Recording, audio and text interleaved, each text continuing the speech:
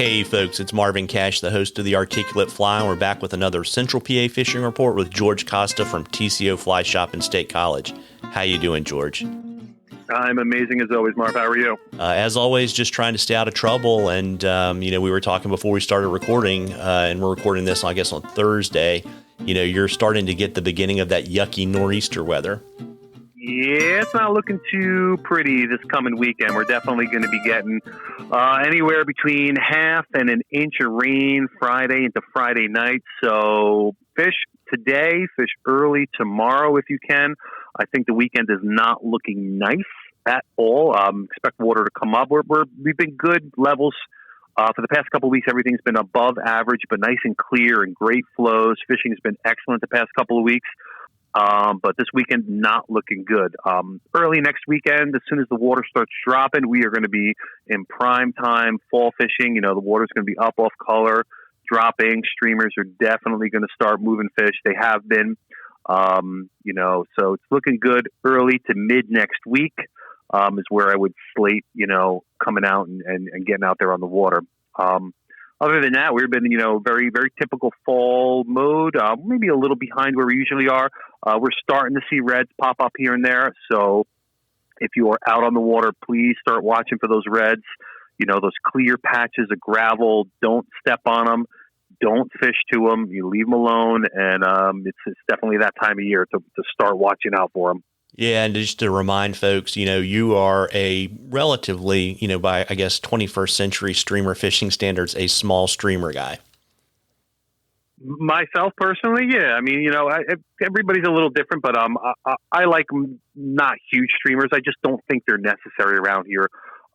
We don't have massive fish around here. I mean, we have some bigger ones, but you're going to catch.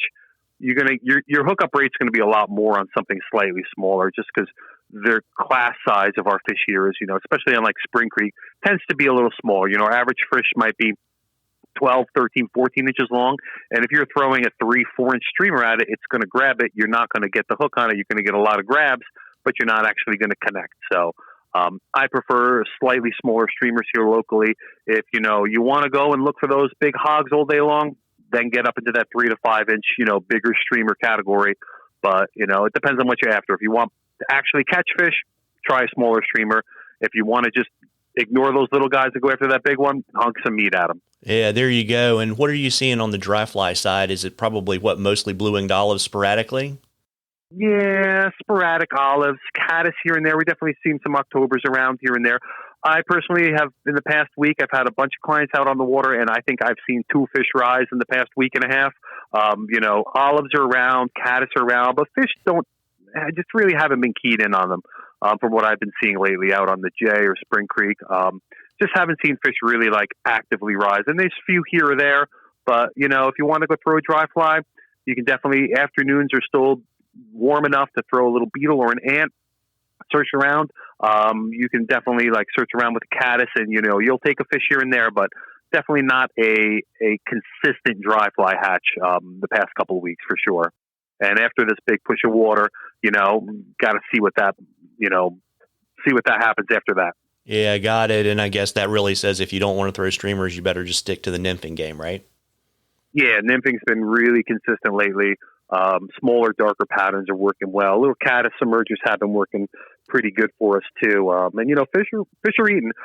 Definitely been more bite windowy this time of year. They'll eat good early in the morning and then shut down for 3 or 4 hours, and then later in the afternoon you'll get a good 2-hour window. Seems to be consistent with feeding patterns, and every stretch of stream is going to be a little different, but you might go an hour before you get a hit, and then you might get 3 in a row. Yeah, well, there you go. That's why they call it fishing and not catching, folks. And indeed. Yes, indeed. And we love questions at the Articulate Fly. You can email them to us or send them to us on our Facebook, our Instagram page.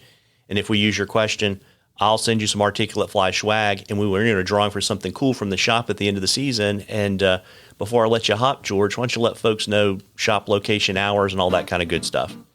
We are here at 2030 East College Avenue in State College, Pennsylvania. We are here Monday through Saturday, 9 to 6.